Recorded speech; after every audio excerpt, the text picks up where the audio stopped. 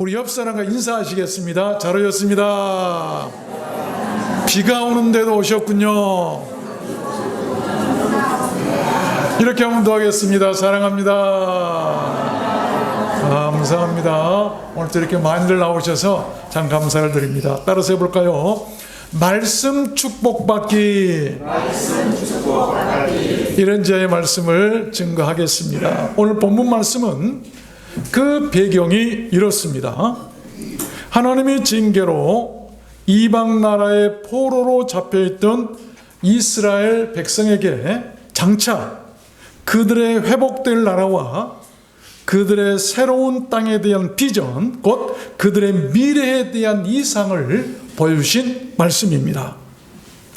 이스라엘 백성이 남달리 다른 민족들보다도 더 많은 그런 가혹한 일이나 시련, 혹독한 그런 포로 생활에 그런 시련들이 참 많은 민족이었는데, 그런 가운데서도 결코 삶을 포기하지 않고 견딜 수 있었던 것은 그러한 회복의 말씀들을 통해서 미래에 대한 소망을 가질 수 있도록 하셨기 때문입니다. 모든 시련을 견디고 유기하는 그 비결은 다름 아닌 그렇게 미래에 대한 이상을 보고 희망을 갖게 하는 거예요.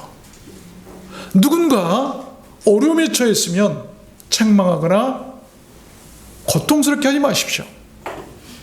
그들에게 희망을 주고 내일에 대한 꿈과 비전을 줄 수 있어야 돼요.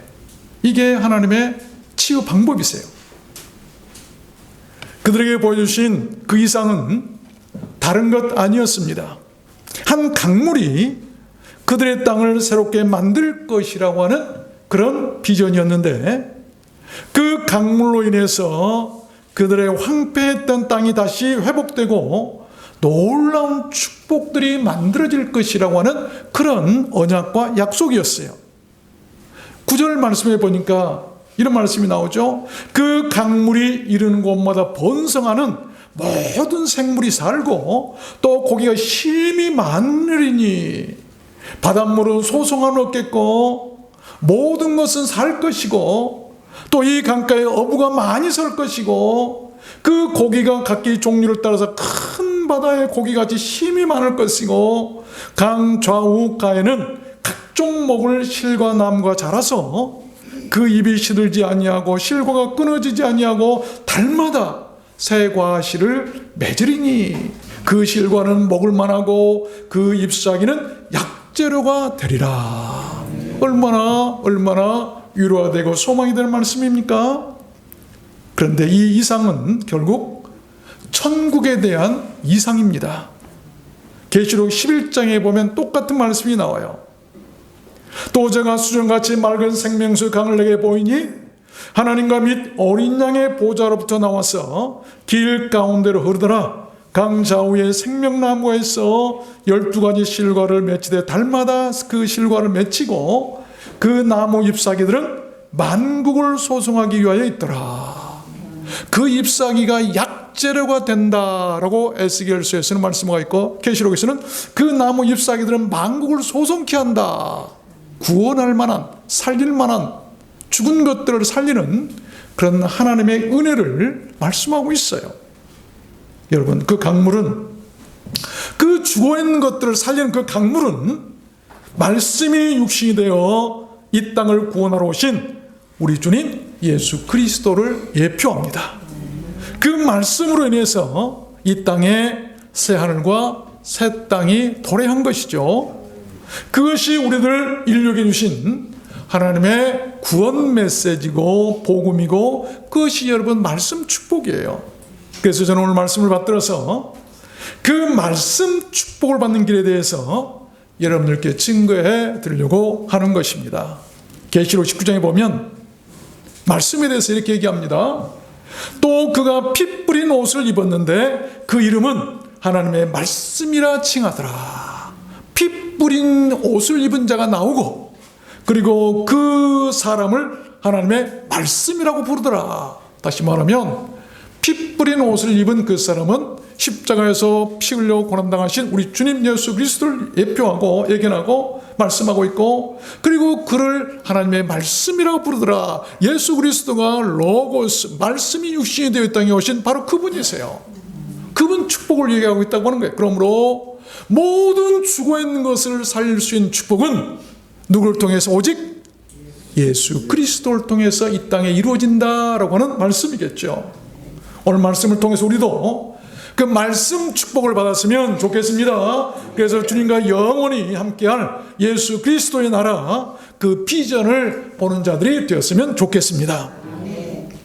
천국의 비전을 보는 자, 그들은 항상 담대할 것입니다. 죽음 앞에서도 담대할 것이고, 시련이나 곤란 앞에서도 그들은 항상 담대할 것입니다.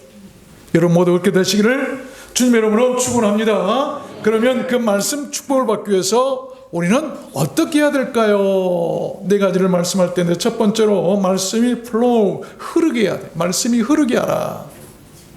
1절 말씀해 보니까 그가 나를 데리고 전문에 이르시니 전에 전면이 동을 향하였는데 그 문지방 밑에서 물이 나와서 동으로 흐르다가 전 우편 재단 남편으로 흘러내리더라. 말씀이 전에서 흘러나와서 동편이라고 하는 것은 하나님이 계신 쪽. 그래서 에덴의 동편, 에덴 동산의 동쪽 문을 막아버리셨죠.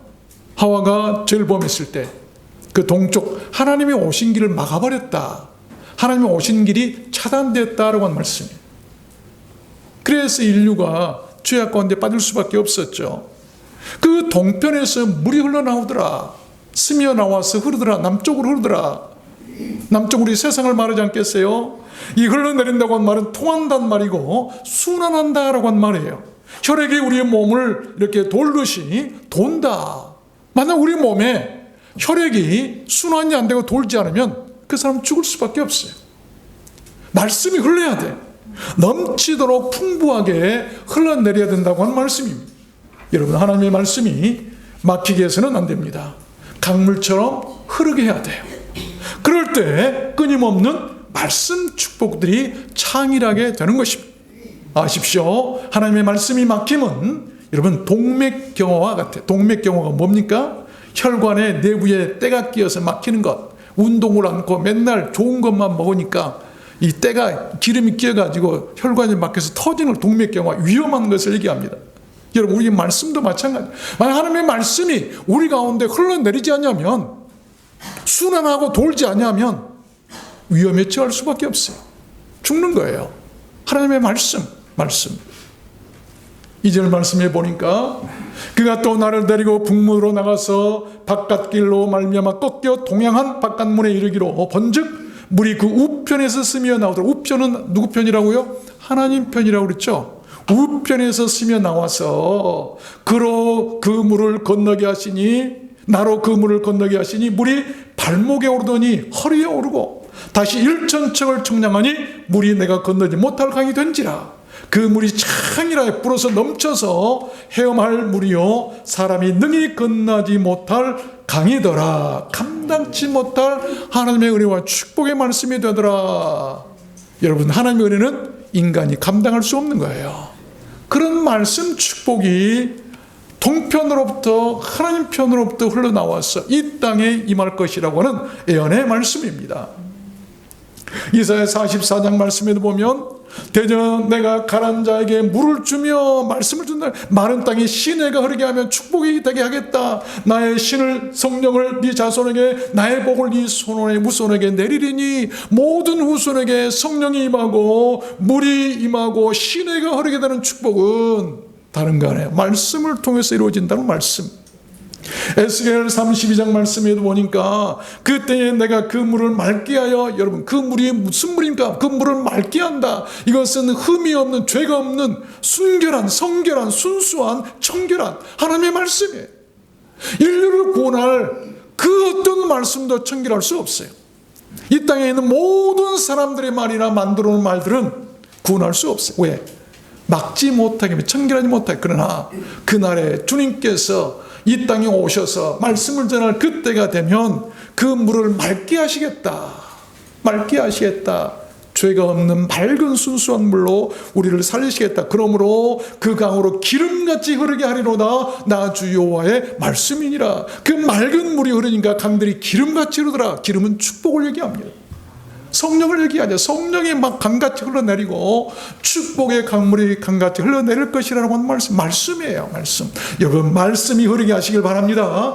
감당치 못할 은혜와 축복의 강물이 되어서 여러분에게 흘러넘치게 될 줄로 믿습니다. 두 번째입니다. 말씀 축복을 받기 위해서 우리는 무엇을 또한 어떻게 해야 될까요? 두 번째는 말씀을 볼 수 있어야 돼요. 말씀을 보라. 6절 말씀해 보면 그가 내게 이르시되 인자야, do you see this? 네가 이것을 보았느냐? 하나님께서 에스겔 선지자에게 에스겔아, 너 이것을 보았느냐? 뭘 보았느냐고 물어보세요. 그 보았느냐라고 하신 말씀이 뭔가 하면 이 말씀이 강물처럼 흐르는 것을 보았느냐라고 하는 그런 말씀입니다. 동편에서 또 나와서 흐르는 그 강물, 네가 그 강물 보았느냐? 말씀 축복 그렇게 흐르는 하나님의 말씀을 친히 눈으로 이상으로 비전으로 보는 데서 시작된다고 하는 그런 말씀 아니겠습니까? 여러분, 말씀을 보게 된 그 결과도 은혜고 축복이었어요. 7절 말씀에 보면 나를 인도하여 강가로 돌아가게 하시기로 내가 돌아간 즉 강 좌우편에 나무가 great 힘이 많더라. 엄청난 나무들이 강가에서 자라기 시작하더라. 축복을 상징하죠. 번성할 것을, 하나님의 나라가 번성할 것을, 이 땅 온 세상에 물이 바다를 덮은 것 같이 하나님의 말씀의 나라가, 그리스도의 나라가, 하나님의 나라가 이 세상을 덮을 것이라고 하는 그런 축복의 말씀이에요. 여러분, 말씀을 본다는 것은 다른 것 아닙니다. 죄를 지은 우리 인간의 눈으로 볼 수 있는 게 아니에요. 그것은 하나님을 아는 거예요. 하나님을 아는 것을, 깨닫는 것을, 인지하는 것을 우리는 본다라고 얘기해요. 요한복음 14장에 이제부터는 너희가 그를 알았고 또 보았느니라. 예수님께서 뭐라고 얘기하십니까? 너희들이 알았으면 보는 것이다라고 하는 말씀이에요. 여러분, 우리가 지적으로, 정적으로, 의지적으로, 지정의로 하나님을 알고 느끼고 깨달으면 그것이 보는 것이라. 절대 눈으로 보려고 하지 마세요. 눈으로 보는 자들은 다 죽었어요. 볼 수 없는 거예요. 여러분, 알면 보인다는 것을 믿으시길 바랍니다. 깨달아야 돼요. 말씀을 깨달아야 돼요. 하나님을 알지 못하고 영혼의 눈을 뜨지 못하면 여러분 아무것도 볼 수 없는 거예요. 하나님을 알고 영혼의 눈을 뜨시길 바랍니다. 천국을 보고 말씀 축복을 보게 될 것입니다. 시편 25편에 보면 다윗 왕이 하나님을 보는 것을 이렇게 얘기합니다. 여호와여, 나의 영혼이 주를 우러러보나이다. 무엇이 주를 본다고요? 영혼이 하나님을 보는 거예요. 눈으로 보는 게 아니에요. 눈으로 뭐 천국을 보았다, 눈으로 하나님을 보았다, 그런 거짓말에 속지 마십시오. 그 마귀들이 하는 장난이에요. 우리 눈으로는 절대 볼 수 없어요. 영혼으로 보시길 바랍니다. 영안 열려야 돼. 영안 열려라. 욥기서에서도 보면 19장에 내가 친히 그를 보리니 내가 주께 대하여 귀로 듣기만 했었더니 이제는 눈으로 주를 배웁나이다. 욥도 하나님을 배웠다고 얘기하고 있어요. 듣다가 배웠다. 듣기만 하다가 깨달으니. 그래서 이 욥이 뭐라고 얘기합니까? 과거에는 교만했어요. 나는 하나님 죄 안 지었는데요, 남의 그 물건 훔친 적도 없고 남을 미워한 적도 없고 아프게 한 적도 없고 나는 남을 위해서 헌신하고 희생하고 좋은 거 다 도와줬을 뿐전저 나는 전혀 하는 것이 없습니다 라고 자기의 의로움을 과시하면서 끝까지 버틴겼어요. 하나님께서 나중에 욥아, 너 그것까지 깨우쳐야 된다 하면서 깨우치시죠. 그때서야 하나님을 깨달아요. 그렇구나. 인간의 나약함, 나의 죄성, 그때야 깨달은 거예요. 그때 하나님께서 뭐라고 얘기하십니까? 욥을 구원한다고 얘기하시면서 이제야 내가 너를 알겠다라고 하는 사인을 주실 때 욥이 했던 얘기가 이제는 내가 귀로 듣기만 하다가 이제 눈으로 봅니다. 이제 눈으로 봅니다. 얼마나 값진 고백입니까? 스가랴 5장에도 보니까 내가 다시 눈을 든즉 날아가는 두루마리가 보이더라. 그가 내게 묻되 네가 무엇을 보느냐 하기로 내가 대답하되 날아가는 두루마기를 보나이다. 하나님께서 스가랴 선지자가 하신 말씀이에요. 네가 무엇을 보느냐? 날아가는 두루마기. 여러분, 두루마기가 날아간다고 무슨 말이죠? 살아있는 말씀. 예수 그리스도 인자가 이 땅에 구름 타고 오실 것을 얘기하신 말이에요. 날아가는 두루마기 볼 수 있어요. 또 하박국에도 보니까 여호와께서 내게 대답하여 가라사대 너는 이 묵시를 기록하여 판에 명백히 새기되 달려가면서도 읽을 수 있게 하라. 여러분, 달려가면서도 읽을 수 있게 하라. 이 하나님의 말씀, 그 축복의 강물, 여러분 세상이 아무리 바쁘더라도 달려가면서라도 보시기를 바랍니다. 바쁘다고 핑계하지 마세요. 요즘에는 달려가면서 차 타고 가면서 이어폰으로도 들을 수 있고 핸드폰으로도 들을 수 있고 달려가면서도 얼마든지 하나님의 말씀을 들을 수가 있어요. 핑계할 필요가 없어요. 말씀의 이상을 보는 자는 여러분 그대로 된다는 것을 알아야 돼요. 창세기 10장에 보면 여호와께서 아브라함에게 이르시되 너는 눈을 들어 너 있는 곳에서 동서남북을 바라보라. 보이는 땅을 내가 너와 네 자손에게 주리니 영원히 이르리라. 보는 자, 보는 대로 이루어진다고 하는 것이죠. 여러분들이 만약 말씀을 깨닫고 그 말씀이 여러분 영원히 볼 수 있다고 한다면 그 말씀대로 이루어지는 거예요. 그 말씀이 이루어지는 거예요. 보아야 돼요. 여러분 영원히 하나님의 말씀이 보이게 하십시오. 보아야 돼요. 요한일서 1장에도 보니까 태초부터 있는 생명의 말씀에 관하여는 우리가 들은 바요 눈으로 본 바요 주목하고 손으로 만진 바라. 여러분 이 요한 사도는 말씀을요 듣기도 하고 눈으로 보기도 하고 손으로 만지기까지 한다. 하나님의 말씀을 손으로 만지기까지 체험. 하나님의 말씀이 내게 닿았다고 하는 말이에요. 계시록 1장에도 보면 요한은 하나님의 말씀과 예수 그리스도의 증거 곧 자기의 본 것을 다 증거하였느니라. 요한계시록을 기록한 요한도 자기의 본 것을 다 기록하고 증거했다. 보았다라고 한 말씀입니다. 보았다. 세 번째입니다. 말씀 축복을 받기 위해서 우리는 또한 무엇을 어떻게 해야 할까요? 세 번째는 말씀이 닿아야 돼요. 말씀이 내게 닿아야 돼요. 9절에 보니까 이 강물이 이르는 곳마다 닿는 곳마다 번성하는 모든 생물이 살고 또 고기가 힘이 많으리니 라고 하는 말씀이 나오죠. 우리들 심령이 하나님 말씀과 접촉되고 만져짐이 되고 터치가 이루어져야 한다고 한 말이에요. 우리 몸에 불이 닿으면 어떻게 되죠? 느끼죠? 뭘 느끼죠? 뜨거움을 느끼는 거예요. 여러분 말씀도 마찬가지입니다. 누가복음 24장에 보니까 우리에게 말씀하시고 우리에게 말씀을 풀어주실 때에 우리 속에서 안에서 마음이 뜨겁지 아니하더냐. 말씀이 닿았다라고 하는 증거예요. 엠마오로 가는 두 제자에게 길에서 예수님께서 그들에게 말씀을 전하고 풀어줄 때 그 말씀이 네 안에서 뜨겁더라. 그 말씀이 닿았다. 여러분 말씀이 여러분 마음 가운데 닿으면 뜨거워져요. 그 말씀의 은혜를 입어야 돼. 누가복음 7장에 보니까 그 관에 손을 대시니 맨 자들이 서는지라. 예수께서 가라사대 청년아 내가 네게 말하노니 일어나라 하심에 죽었던 자가 일어나 앉고 말도 하더라. 예수님의 손이 죽은 자의 관에 닿을 때 여러분 그 청년이 살아나게 된 것 아니겠습니까? 닿아야 돼요. 닿아야 돼. 말씀이 닿아야 돼.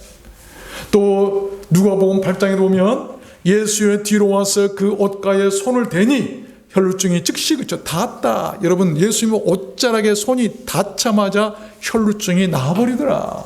닿아야 돼요. 말씀이 여러분 가운데 닿으면 닿게 되는 거예요. 말씀이 닿게 닿아야 돼요. 창세기 28장에 보면 야곱 얘기가 나오죠. 꿈에 본즉 사닥다리가 땅 위에 섰는데 그 꼭대기가 하늘에 닿았고 또 본즉 하나님의 사자가 그 위에서 오르락내리락 하고. 여러분 사닥다리 기도의 사닥다리가 하늘에 닿아야 돼. 우리의 기도가 하늘에 닿아야 돼. 그래야 천사가 오르락내리는 것을 보더라라고 합니다. 닿아야 돼. 이사야 6장에도 말씀해 보니까 그것은 내 입에 대며 가로되 보라 이것이 네 입에 닿았으니 네 악이 사하여졌고 네 죄가 사하여졌느니라 하더라. 이게 무슨 말씀 같아요? 우리는 되게 이사야 선지자를 부를 때, 소명할 때 주셨던 하나님의 방법이다라고 얘기하는데 다른 거 아니에요. 말씀이 닿을 때 우리의 죄가 사해지는, 다시 말하면 예수 그리스도를 만나고 예수 그리스도를 영접할 때 우리 죄 사함을 받고 구원받을 것이라고 하는 예표예요. 여기도 예수 그리스도를 얘기하고 있는 거예요. 오시는 메시아를 얘기하고 있는 것이다. 닿아야 돼. 닿아야 돼. 입에 대한 말씀이 닿으면요, 죽은 뼈도 살아난다는 것을 우리는 알아야 돼. 에스겔 37장에 보니까 이에 내가 명을 쫓아 대언하니 대언할 때에 소리가 나고 움직이더니 이 뼈 저 뼈가 들어맞아서 서로 연락하더라. 이 말씀이 닿으니까 죽은 뼈들도 이 뼈 저 뼈가 막 살아나더라 이 말이에요. 이 말씀의 축복 아니겠습니까? 축복이라고 하는 것은 내가 바라는 물질 세상적인 게 많이 얻는 것이 아니고 죽어있는 것들이 살아나는 것이 축복이에요. 이게 우리 기독교 축복 아닙니까? 주님 재림하셔서 심판할 때도 마찬가지일 거예요. 여러분, 하나님의 말씀, 우리들의 이름을 부른다고 그러셨는데 천사들의 나팔과 함께 우리를 부르러 오실 때에 그 말씀, 우리를 부르는 그 말씀이 우리에게 닿을 때 우리가 죽은 뼈로 있단다 할지라도 다 살아나게 될 줄로 믿습니다. 그래야 되는 것이죠. 저는 곤란하고 어렵고 힘들고 그럴 때는 이 찬양을 참 합니다. 어떤 때는 틀어놓고 몇 시간 들을 때도 있어요. 몇 시간은 거짓말이고 1시간 정도 들어요. 내 주의 은혜 강가로 저 십자가의 강가로 내 주의 사랑 있는 곳 내 주의 강가로 가란 나의 영혼을 생수로 가득 채우소서 피곤한 내 영혼 위에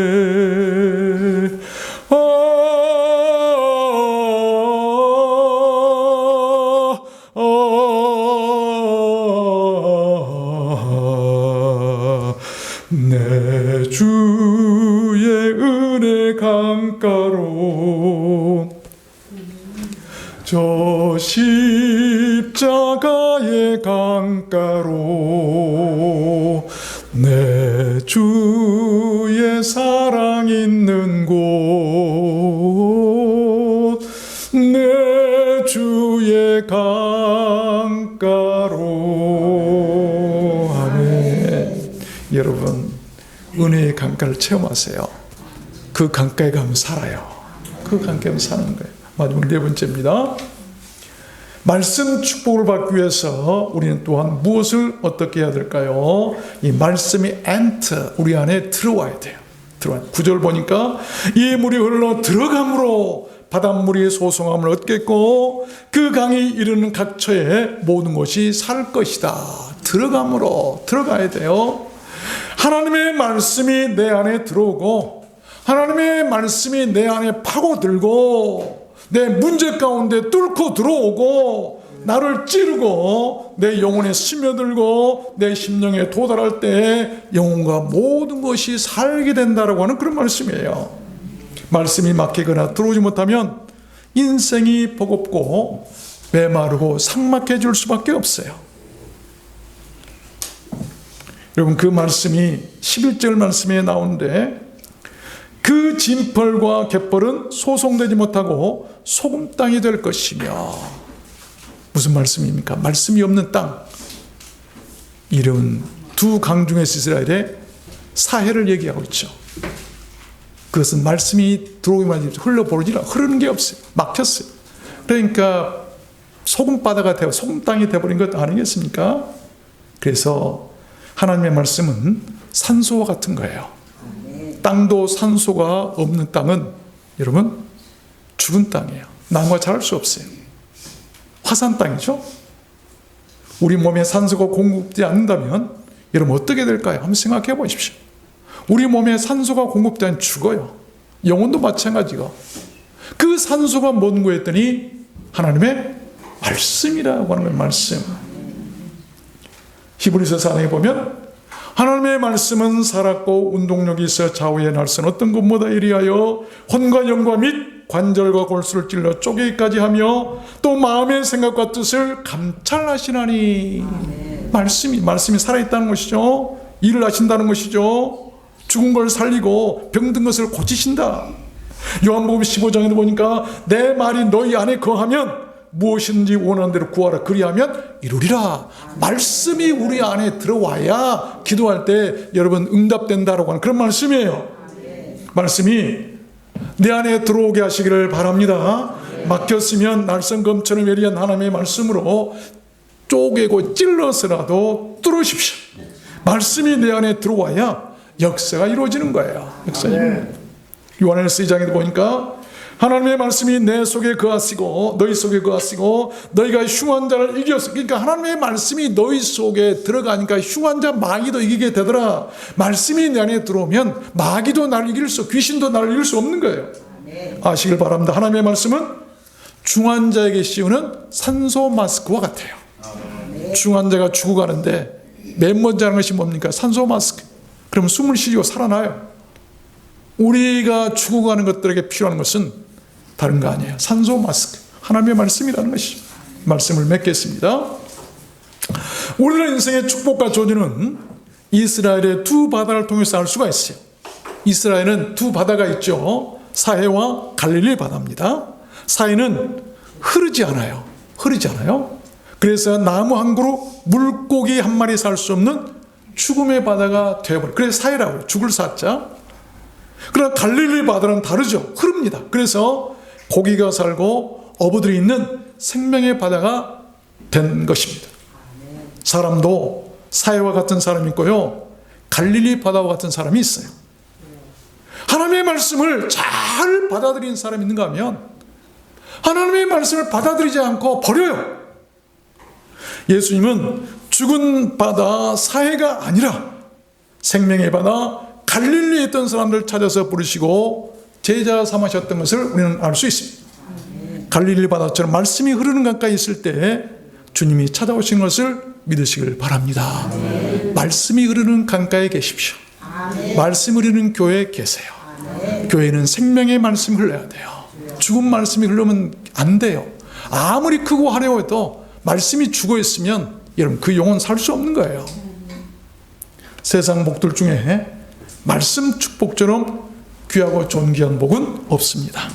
그 복을 받기 위해서 말씀이 내 심령에 흘러야 되는 거예요.